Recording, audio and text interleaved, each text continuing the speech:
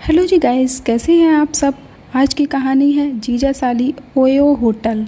रात के ठीक 8 बजे थे। सड़क पर हल्की हल्की बारिश हो रही थी और पीली स्ट्रीट लाइट की रोशनी बूंदों के बीच चमक रही थी। एक सफ़ेद कार धीरे धीरे चलते हुए एक ओयो होटल के बाहर आकर रुकी। कार से सबसे पहले उतरे आदित्य, एक स्मार्ट सलीकेदार कपड़े पहने हुए शख्स जिसकी आंखों में हमेशा एक रहस्यमयी चमक रहती थी। और उसके साथ बैठी थी उसकी साली रिया। रिया घबराई हुई थी। उसने धीरे से पूछा, जीजा जी, हमें यहाँ आना ही क्यों पड़ा? अगर किसी ने देख लिया तो? आदित्य मुस्कुराए, रिया घबराने की ज़रूरत नहीं है। यहाँ हम दोनों ही नहीं, सैकड़ों लोग आते हैं। और हाँ, तुम सोच रही होगी कि मैं तुम्हें ओयो क्यों लाया, वो बात मैं अंदर जाकर ही बताऊँगा। रिया चुपचाप उसके पीछे होटल के अंदर चली गई। होटल का माहौल अजीब था। रिसेप्शन पर बैठा लड़का उन्हें देखकर जैसे घबरा गया हो। उसने बिना ज़्यादा सवाल किए तुरंत चाबी पकड़ा दी।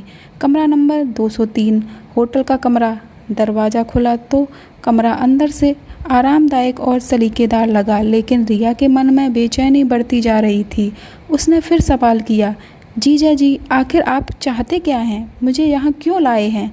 आदित्य गंभीर हो गए। उन्होंने धीरे से कहा, रिया, आज मैं तुम्हें एक सच बताने वाला हूँ। ऐसा सच जिसे जानकर तुम्हारे पैरों तले ज़मीन खिसक जाएगी। लेकिन ध्यान रहे, ये बात किसी तीसरे इंसान को कभी नहीं बतानी। रिया का दिल तेजी से धड़कने लगा। उसने कांपते हुए कहा, कैसा सच? आदित्य ने खिड़की की ओर देखा और धीमी आवाज़ में बोला, तुम्हारी बहन यानी मेरी पत्नी बिल्कुल वैसी नहीं है जैसी तुम सोचती हो। रिया की आंखें फैल गईं। मतलब? आदित्य कुछ कह पाते उससे पहले कमरे की लाइट्स झपकी मारकर बुझ गई। पूरा कमरा अंधेरे में डूब गया। रिया डरकर चिल्लाई, जीजा जी, ये क्या हुआ? आदित्य ने मोबाइल की टॉर्च ऑन की और दरवाजे की ओर देखा। तभी अचानक कमरे के दरवाजे पर 3 बाहर जोर से दस्तक हुई। थक थक थक थक। रिया कांपते हुए बोली, इस समय कौन हो सकता है? किसी को पता चल गया क्या? आदित्य ने दरवाज़ा खोला तो बाहर कोई नहीं था। सिर्फ फर्श पर एक लिफाफा पड़ा था। उन्होंने लिफाफा उठाया और खोला। अंदर एक पर्ची थी जिस पर लिखा था, सच सामने आने ही वाला है, सावधान रहो।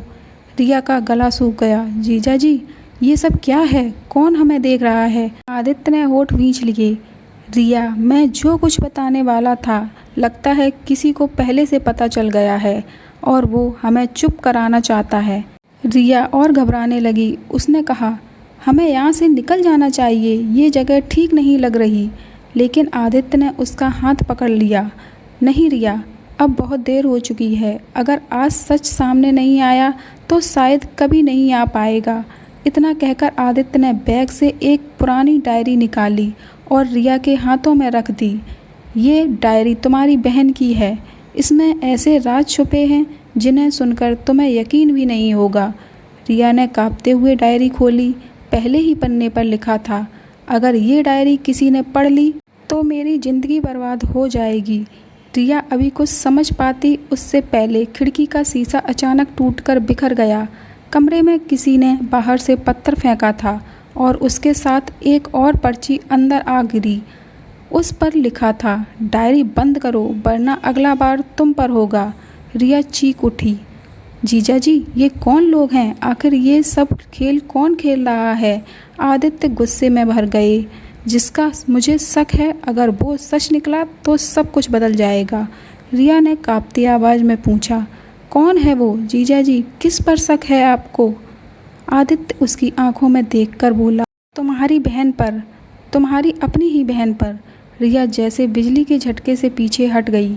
क्या क्या दीदी? लेकिन क्यों? आदित्य कुछ कह पाते इससे पहले कमरे की लाइट्स फिर से बुझ गईं और एक खौफनाक चीख पूरे होटल में गूंज गई। अगर आपको इस कहानी का सेकंड पार्ट सुनना है और ये जानना है कि क्या सच में रिया की बहन शामिल है, तो कृपया कमेंट बॉक्स में कमेंट करके ज़रूर बताएं। यह वीडियो आपको कैसी लगी और इसी प्रकार की वीडियो को सुनने के लिए मेरे चैनल को लाइक, सब्सक्राइब एंड कमेंट करें। Thank you for watching.